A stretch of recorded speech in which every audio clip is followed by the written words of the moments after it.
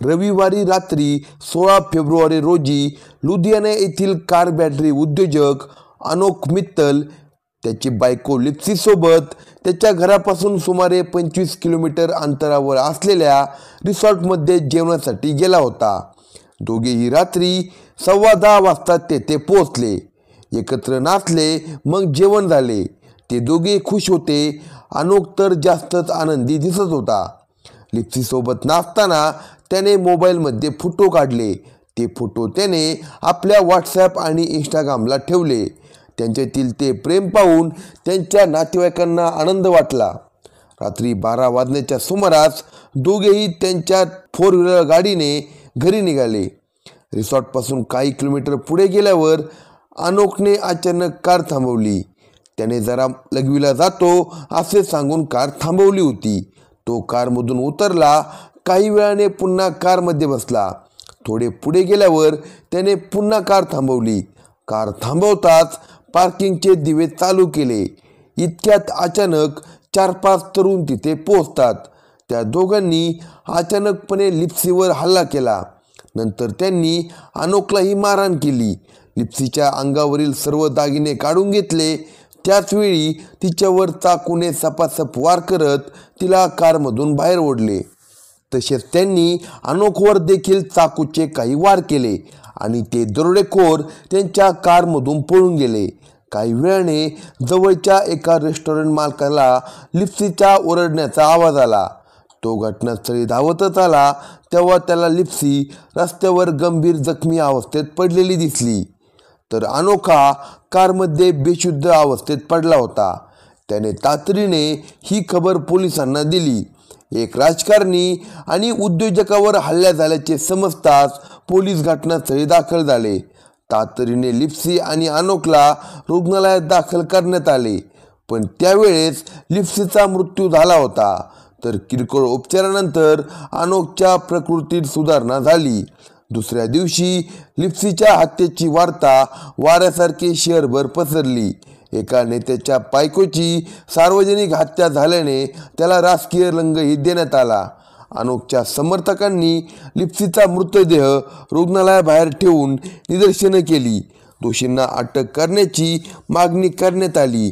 या आंदोलनात नवरा अनोख देखील सहभागी झाला होता।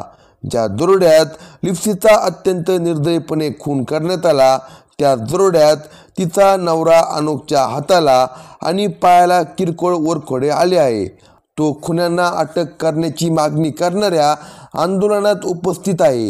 हे काही पोलिसांना पटण्यासारखे नव्हते, पण शहरभर अनोखबद्दल सहानुभूती व्यक्त होत होती। अनोखच्या म्हणण्यानुसार हल्ल्यापूर्वी दरोडेखोरांनी त्याला काहीतरी वास दिला असावा, ज्यामुळे तो बेशुद्ध पडला, पण पोलिसांना हे काही पटत नव्हते। मुळातच ही सगळी घटना पोलिसांना संशयास्पद वाटत होती।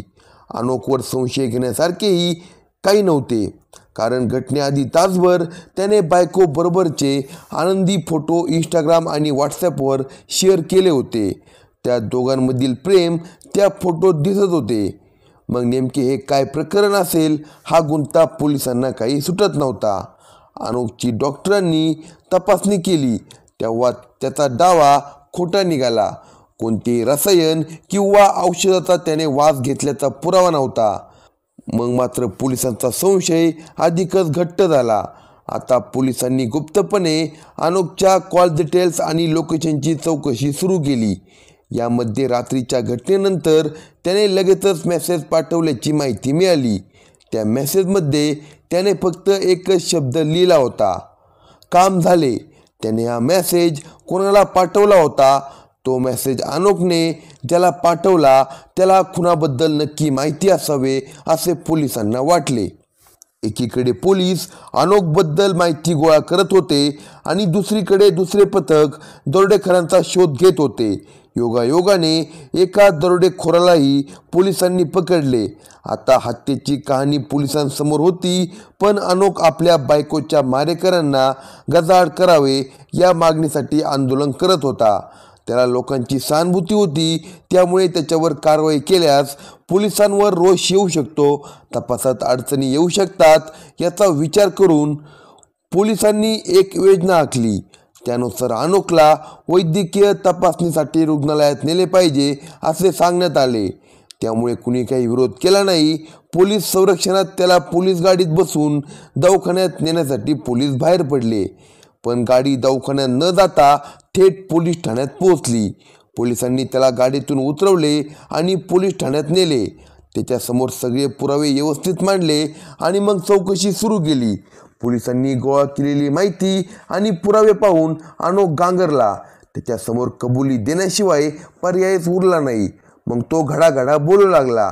आपल्या प्रेमात अडसर ठरणाऱ्या बायकोचा काटा काढण्यासाठी अनोखने एक प्लॅन आखला होता।